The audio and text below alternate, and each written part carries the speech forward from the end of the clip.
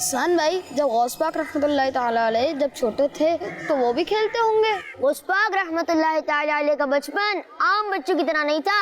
तो फिर कैसा था?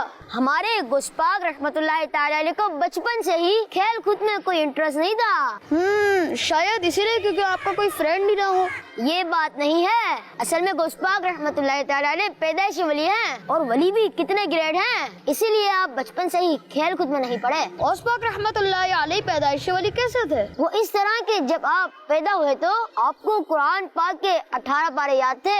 इसी तरह पैदा होने के साथ ही आपने रमजान मुबारक के रोजे रखे, यानी आप रमजान मुबारक में सहरी से लेकर इफ्तारी तक दूध नहीं पीते थे। Oh wow, that is amazing. और तो और जब गौस पाक रहमतुल्लाहि ताला अलैह मदरसे पढ़ने जाया करते थे तो फरिश्ते उन्हें छोड़ने जाया करते थे। मुस्तफा भाई, वलियों की तो ऐसी ही शान होती है, और गौस पाक तो फिर वलियों के सरदार हैं। अच्छा, अगर हम बहुत सारे अच्छे अच्छे काम करें तो क्या हम भी वली बन सकते हैं? ये तो सोचने वाली बात है। चलें इस बात का जवाब हम अमीर अहले सुन्नत से सुनते हैं। अमीर अहले सुन्नत, ये बताइए कि क्या अच्छे और नेक अमल करके हम अल्लाह पाक के वली बन सकते हैं?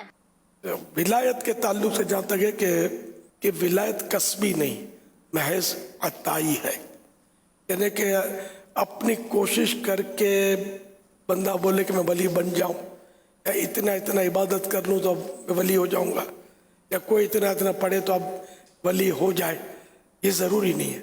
वली जो है ना, ये जिसको अल्लाह विलायत अता करे, तो ये अता ये अल्लाह की दी हुई है, जिसको अल्लाह दे।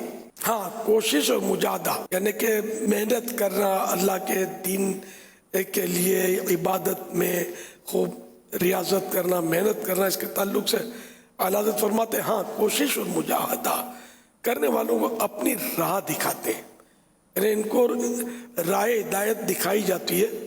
लेकिन ये कि ये फाइनल यही है कि जिसको अल्लाह देगा उसी को विलायत मिलेगी।